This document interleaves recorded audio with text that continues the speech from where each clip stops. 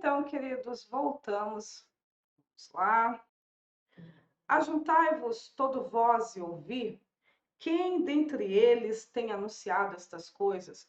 O Senhor amou a Ciro e executará a sua vontade contra a Babilônia, e o seu braço será contra os caldeus. Isaías 48:14.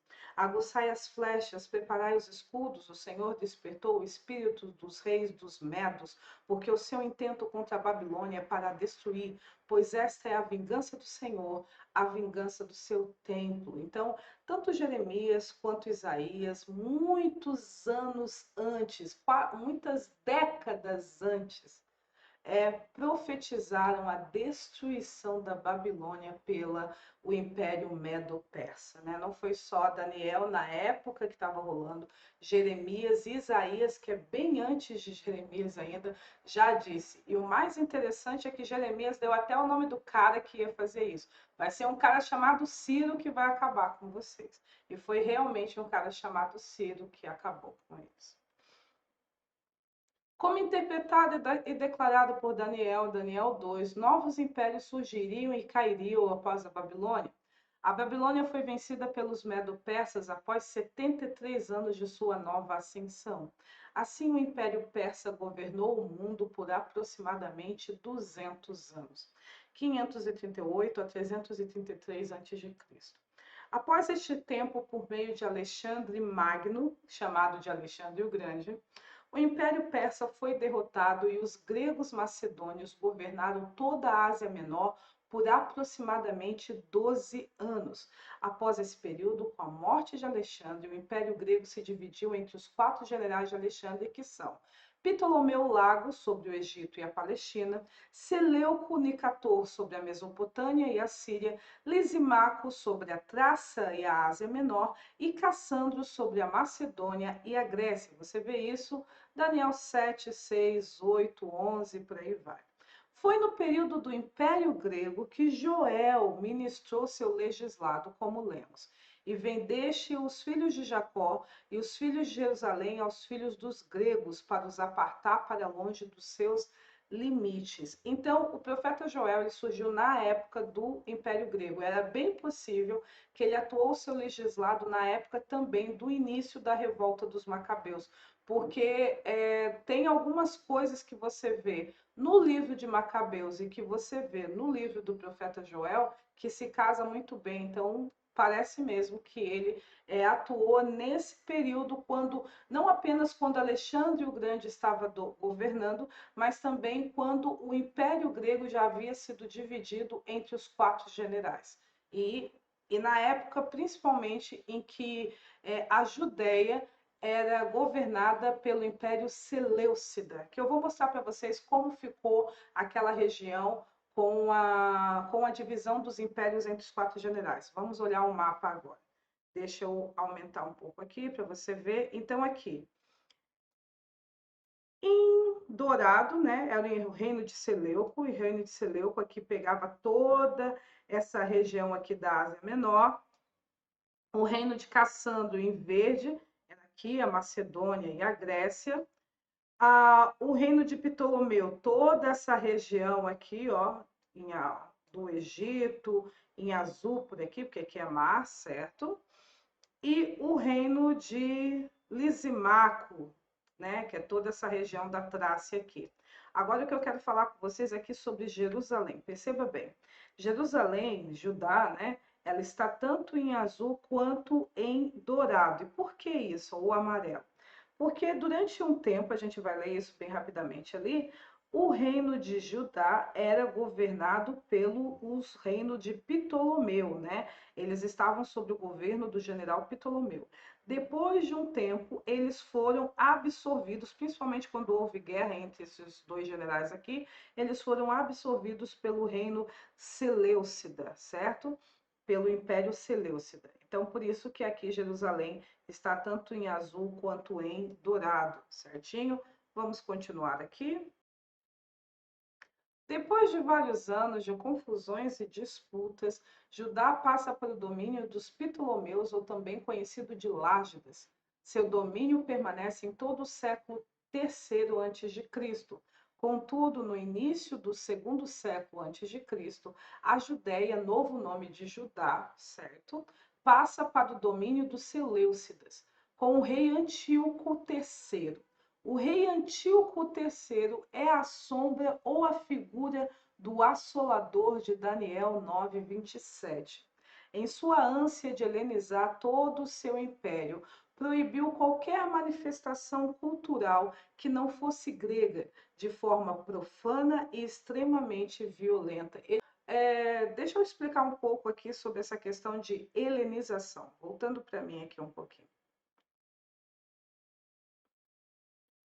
Então, o que é a helenização, né? Tanto Alexandre o Grande tinha um entendimento de que mais do que expatriar as pessoas de um lugar para outro e fazer todas as ações necessárias para quebrar o espírito daquela pessoa, para que ela não quisesse se rebelar contra eles, eles também entendiam que para ter um domínio total sobre a pessoa, não bastava apenas que eles invadissem o seu território físico, eles também deveriam invadir o seu espírito e a sua alma, fazendo com que aquela pessoa esquecesse toda a cultura dela e adotasse a cultura deles.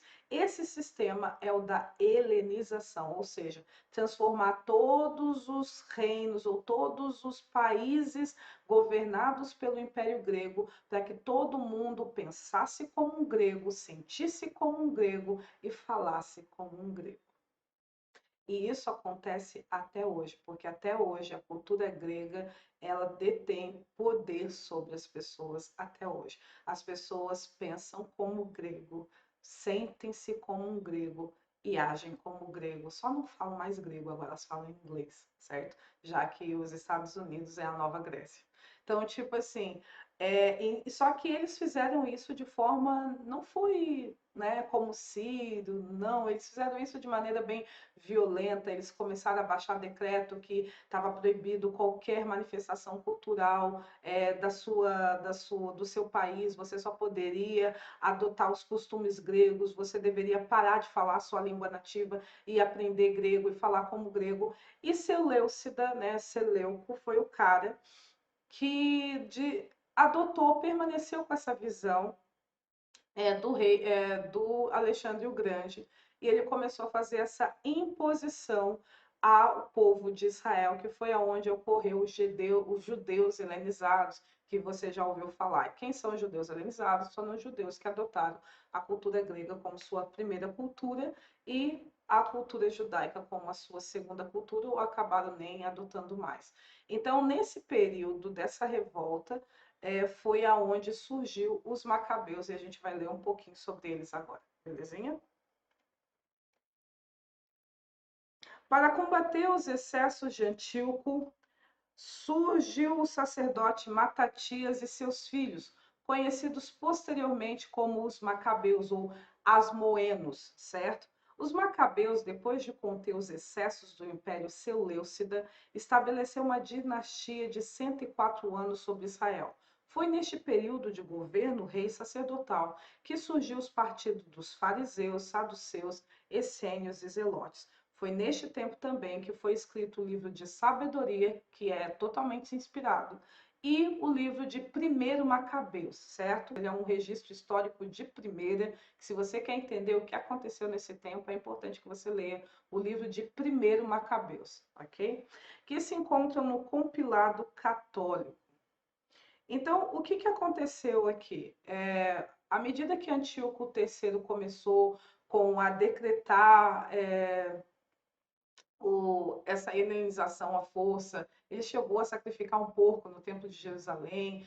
Então, o pessoal começou a se revoltar, porque desde Esdras, eles haviam feito uma promessa, mesmo que eles não estavam cumprindo direito, que eles não mais andariam aliançados com cultura pagã, que eles não mais seriam como os estrangeiros e que eles iam preservar, custe o que custasse, a cultura e a fé dos judeus, a cultura e a fé judaica. Eles iam fazer de tudo. Então, baseado nesse sentimento de não, nós não vamos ser destruídos, eles não vão acabar com a nossa identidade como nação. Matatias, um sacerdote da tribo de Levi, se levanta e ele, junto com seus filhos, mata um judeu que estava concordando em sacrificar o porco no templo. Depois eles começam com umas revoltas contra o Império Seleucida até conseguir quebrar o governo, né, do Império sobre Israel, sobre a Judéia, que era Judá antes. Então, como é que funcionou quando eles conseguem fazer isso? O Império Grego parou de influenciar Israel? Não, parou de mandar, mas eles entraram num acordo, sabe? Seria tecnicamente assim como os Estados Unidos e Brasil. Os Estados Unidos tecnicamente não manda no Brasil, mas ainda exerce muita influência sobre ele. Seria mais ou menos assim também que aconteceu no período grego de Seleucida com a Judéia. Não mandavam mais, mas exerciam ainda muita influência e dava ainda muito pitaco também. Então, tirando a Judéia, né, que era antigo reino de Judá, todos os outros povos daquela região do Império Seleucida estavam helenizados, eles não se manteram. Só que mesmo dentro da Judéia, haviam pessoas que gostavam da cultura grega, certo? Isso que eu quero deixar algo claro para você. Uma religião, ela pode nascer, dois fundamentos geram uma religião. Porque entenda, a religião não é divina, a religião é humana. Ou é uma corrupção de um relacionamento correto, ou é a criação de uma nova tentativa de se reconectar com Deus baseado no que você pensa e no que você acha. Só que isso, por ser uma coisa do homem, ou seja, de um homem que não está sob o governo de Deus, mas ainda quer se relacionar com Deus de acordo com as regras desse homem. Tá entendendo? A religião é isso. É o desejo do homem de se reconectar com Deus de acordo com as regras dele, certo? E não aquilo que Deus estabeleceu, ou seja, dentro da sua justiça própria. Ok? Eu estou sendo bem redundante. Sua justiça própria, para você entender o que eu quero dizer. É natural que ocorram mutações da religião. E as mutações são novos braços. E por que ocorre uma mutação? Porque como a religião é a glória do homem, é natural que o homem queira, à medida que ele vai sentindo que ele não está sendo valorizado o suficiente, ele cria uma nova religião para que aquela religião valorize ele de maneira correta. Para você perceber que é uma coisa nova ou uma mutação, o que é uma mutação de um vírus? A mutação de um vírus parece um novo vírus, porque ele tem pontos de diferença do vírus original, mas ele tem a mesma matriz fisiológica, ou ele tem o mesmo perfil de DNA. Ele é uma coisa que tem alcances diferentes, mas a base permanece igual. Então, é a mesma coisa entre o cristianismo católico e o cristianismo protestante. O pessoal acha que são coisas diferentes, mas não são. Você percebe os mesmos elementos do cristianismo católico na religião protestante, com alguns pontos de diferença em algumas coisas que são diferentes. Mas o princípio ativo do vírus é o mesmo, entendeu? Ele só se mutou, ele só se transmutou, ok?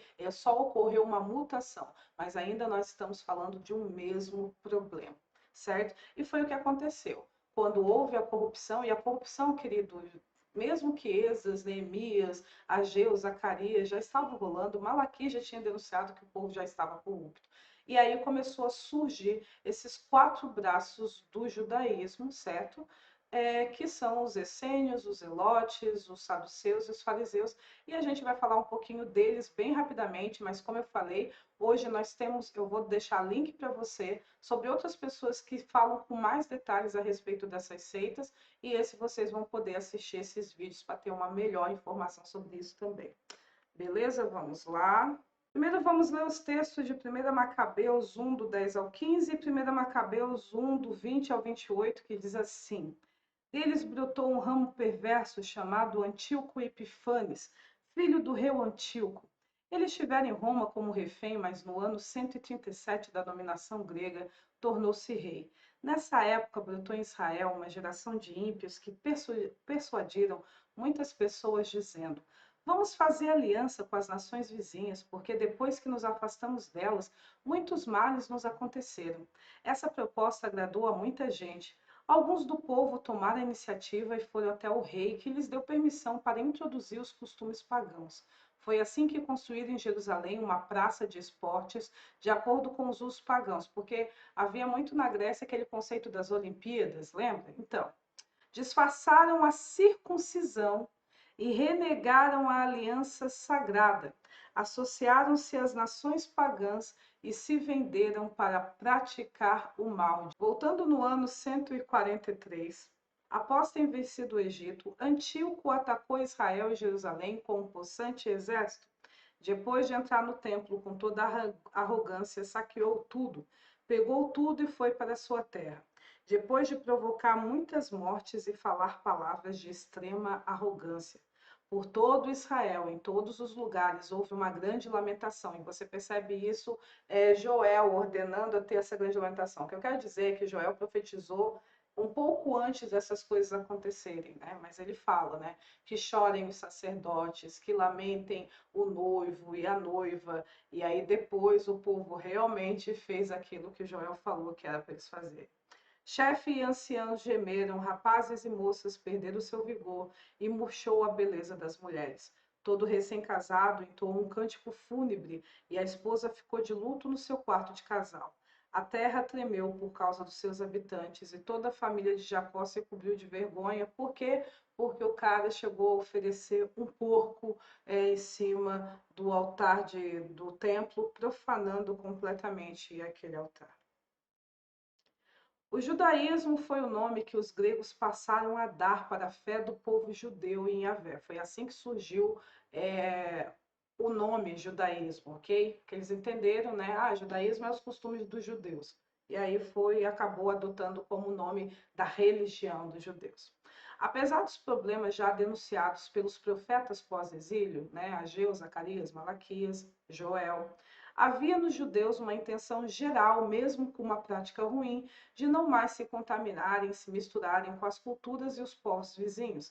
Entretanto, com o advento do Império Grego e principalmente na era do Império Seleucida, manter essa decisão foi demasiadamente difícil, tanto por causa da atração e sedução que toda cultura iníqua possui, e a gente leu isso até quase agora, certo? Quanto pelo perigo de vida que obedecer somente a Elohim gera. Os que eram a favor da flexibilização da cultura judaica na introdução de costumes estrangeiros criaram o partido ou a seita dos saduceus. Então, quem eram os saduceus? Os saduceus eram os judeus ricos, na sua maioria, com raríssimas exceções, que gostavam muito da cultura estrangeira. E eles queriam introduzir muitos costumes da cultura estrangeira. Então, aqueles que entendiam, né, que os costumes judaicos estavam ultrapassados, que a gente deveria dar uma renovada nas coisas, né? Você já ouviu esse discurso, né? Atualmente a gente volta e meia escuta um discurso desse aí. Então, os que queriam achar que nem tudo que tem no mundo é ruim, que tem muita coisa boa na cultura do mundo, então, por favor, vamos flexibilizar a nossa própria cultura e adotar alguns costumes. O povinho que pensava dessa forma são os saduceus. E é muito interessante notar que, como os gregos eram muito filosóficos, muito mentais, muito racionais, porque um raciocínio que foge da realidade de que Deus é criador dos céus e a terra é só arrogância e soberba, não é uma verdadeira lógica, ok? Então, os gregos eram muito lógicos, aparentemente muito racionais. E aí, os saduceus, que gostavam da filosofia, do debate teológico, ou corrigindo, desculpa, filosófico a respeito da vida, sem uma visão correta da realidade das coisas, você percebe também que o saduceísmo, na época de Jesus, também adotou esse comportamento. Tanto que os saduceus não acreditavam em anjo, não acreditavam em espírito, não acreditavam em imortalidade da alma, não acreditavam na ressurreição dos mortos, eles não acreditavam em nenhum dos princípios que os outros acreditavam. E por quê? Porque eles eram gregos disfarçados de judeus, assim como os saduceus da nossa época são mundanos disfarçados de filhos do reino. Eles são mundanos disfarçados, filhos do reino, porque na cabeça deles a gente tem que dar uma flexibilizada nas coisas. Não podemos assim ser tão legalistas, né? Então os saduceus era esse povinho que vamos, né? Vamos fazer uma misturadinha que não tem problema, porque é tão inofensivo. Esporte é uma coisa saudável, qual é o problema, né? Mas todo esporte ali, naquele contexto ali, era, né, era um culto a uma divindade. Mas a gente esquecendo a divindade, a gente se concentra no esporte, porque a gente tem que fazer sempre determinadas coisas, e é verdade, tá? Eu não estou tirando a importância de esportes aqui, não estou tirando isso. Mas você sabe que o motivo pelo qual era, se você consegue perceber a diferença, querido, entre você fazer uma coisa justa com um pensamento justo ou quando você quer disfarçar a sua iniquidade, dando a ela uma aparência de justiça. E os saduceus, eles eram craques nisso. Mas vamos dar continuidade aqui, vamos falar sobre eles, os fariseus, o povo adorava os fariseus e realmente tem motivo. Quando você lê a história dos macabeus, dá para entender porque os povos não gostavam tanto dos saduceus, o grande povo, né? E mais curtiam bastante os fariseus. Porque os que eram devotos de uma vida mais simples, não é que eles faziam um voto de pobreza, não. Os saduceus, eles eram mais povão, vamos botar assim. Eles não faziam voto de pobreza, mas eles não gostavam de viver uma vida ostensiva e luxuosa como os saduceus gostavam, sabe? Os saduceus é aquele cara que faria um carro de ouro só para se exibir, o saduceu, vamos botar assim. O fariseu não, ele gostava de uma vida mais simples e mais focada em manter tanto a tradição oral, e eu escrevi escrita, mas está errado, é a tradição oral, que é a tradição dos anciãos, dos seus antepassados, quanto a Torá criar o partido dos fariseus. Então, enquanto o partido dos saduceus era o partido de rico, o partido dos fariseus, a seita dos fariseus, era o partido de povo classe média, né, classe C e D, povão mesmo ali. Então, o que é a diferença? Os fariseus, eles tinham uma visão que eles tinham que honrar tanto a tradição passada oralmente de pai para filho, ou de discipulador para discípulo, de mestre para discípulo, quanto também aquilo que Moisés deixou escrito, ou os profetas deixaram escrito. E essa era uma rixa que era bastante severa entre os saduceus e os fariseus, que os saduceus entendiam que eles deveriam honrar apenas a lei escrita, apesar que eles não honravam também. Mas eles, né, oficialmente, eles seguiam apenas o que está escrito, certo? Enquanto os fariseus, eles entendiam que aquilo que estava escrito e a opinião do seu pai quando fala na sua casa, mesmo que fosse divergente com aquilo que estava escrito, deveria ser honrado da mesma maneira. E você percebe isso no tempo de Jesus, quando eles falavam assim, por que os seus discípulos não seguem a tradição dos anciãos, que é hoje você encontra essa tradição do ancião, que é o Midrash, que é o Talmud, nos Talmudes, nos livros, nos compilados do Talmud, que alguém, então, vai deixar que o pessoal não valoriza por ser oral, então eu vou sentar a mão e vou escrever. E se vocês só obedecem o que está escrito, então eu vou pegar toda a tradição oral e vou deixá-la escrita, que foi onde surgiu os Talmudes, tanto de Jerusalém quanto o babilônico, sendo que o babilônico é o mais utilizado pelos judeus hoje. Então, os fariseus eram um grupo e eles que queriam manter as coisas puras, que eles queriam manter as coisas separadas, que eles não queriam a helenização, que eles não concordavam com os saduceus, que poderia misturar alguns costumes pagãos na cultura judaica. Então, eles começaram a ser os separados, aqueles que, não, nós vamos manter as coisas puras, nós vamos manter as coisas do jeito que elas são.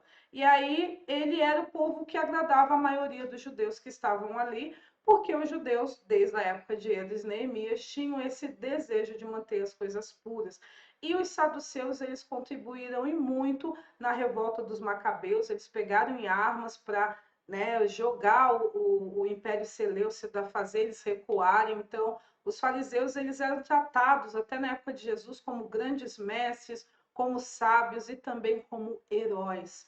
Por quê? Porque eles lutaram para preservar a identidade da cultura judaica, enquanto os saduceus eram tratados como esnóbios, arrogantes, etc. e tal. Então, é por isso que Jesus muitas vezes atacava muito mais os fariseus do que os saduceus, porque o encanto que as pessoas tinham pelos fariseus era muito maior do que o que as pessoas tinham pelos saduceus. Na realidade, eram poucas pessoas que levavam os saduceus a sério. A maioria das pessoas era devota dos fariseus na época de Jesus.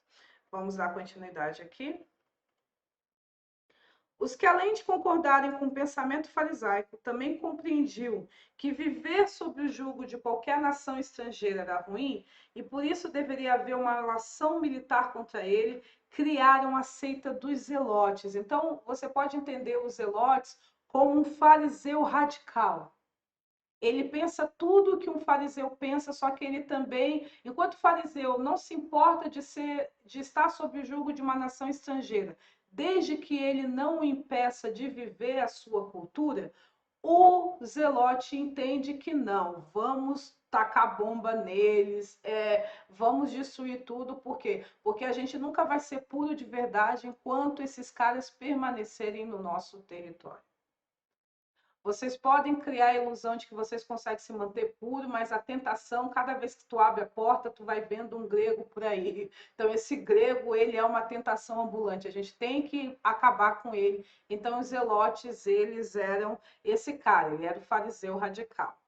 Mas os que compreendiam que a única forma de viver de forma pura e sem contaminação era evitando o casamento, e morando longe dos grandes centros, criaram o Partido dos Essênios. Então, os essênios são tecnicamente os monges, tanto os asiáticos quanto os católicos que gostam de viver em mosteiros, longe dos grandes centros, para se manterem puros, que não se casam, nem se dão em casamento, e etc. e tal. Apesar que tinha essênios que se casavam, mas ainda assim o pessoal dizia que mesmo quando você se casar, você tinha que evitar o máximo que pudesse o sexo com a sua esposa. Assim, né? Então, os essênios era esse grupo de monges, vamos botar assim, que eles entendiam que a única. Eu não vou usar de estratégia militar como os zelotes, mas eu também não concordo com os fariseus que dá para se manter puro no meio dos caras. É melhor eu pegar, comprar um terreninho lá no campinho e viver minha vida lá no campo, que assim eu não me contamino com ninguém e nem uns com os outros também. Vai ser todo mundo quase irmão aqui. Quem se casar pode até casar, mas evita, não tem muito contato também. Assim eram os essênios. Vamos dar continuidade. Após 119 anos aproximadamente, a partir de 214 a.C., os reinos dos 4 generais gregos começam a chegar ao seu fim com a expansão de Roma. Roma luta contra os 4 reinos gregos durante 66 anos, de 214 até 148 a.C., no período histórico que ficou conhecido como as Guerras Romanos-Macedônias. Depois disso, Roma permanecerá como uma superpotência mundial até o ano 451 depois de Cristo, ou seja, por quase 600 anos. E você percebe que Roma, de todos os impérios, é aquele que mais dura, tanto que na época de Jesus está sob o governo humano. Um dos vídeos que eu vou mandar para vocês, deixar o link, você vai perceber que a forma como Roma se introduziu em Israel ou na Judéia foi por causa de uma aliança errada, né? Que um macabeu acabou fazendo com Roma, sabe? Pediu ajuda de Roma para acabar com o problema interno, então Roma foi lá e dominou a Judéia, antigo Judá, povo de Israel, para acabar com. Você quer que eu acabe com esse problema para você? Então eu vou acabar do meu jeito. Não vai ser nem fulano nem Beltrano. Eu vou escolher Herodes para começar a governar sobre vocês. Mas você vai entender essa história no link do vídeo que eu vou deixar para vocês, tanto na descrição do vídeo quanto no nosso canal Telegram. Queridos, obrigado. Assim nós encerramos o nosso vídeo de hoje. Até domingo que vem. Deus abençoe você.